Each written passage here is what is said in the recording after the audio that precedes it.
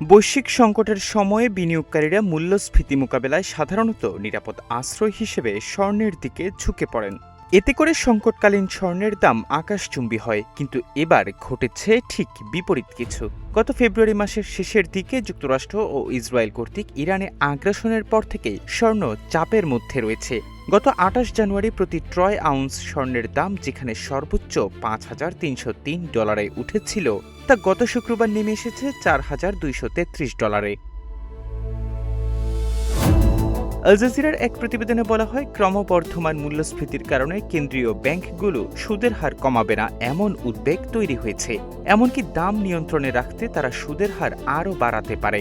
দৃঢ় বন্ধনের আস্থায় শক্তিশালী স্টিলের আরেকটি নাম জেডএসআরএম।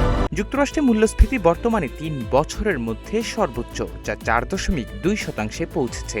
একই সময় দেশটির কর্মসংস্থান স্থিতিশীল থাকায় অবিলম্বে সুদের হার কমানোর সমস্ত প্রত্যাশাকে ভেস্তে দিয়েছে। স্বর্ণ বিনিয়োগকারীদের জন্য মূল্যস্ফীতি প্রতিরোধী হিসেবে কাজ করলেও উচ্চ সুদের হার সাধারণত এই ধাতুর উপর নেতিবাচক প্রভাব ফেলে।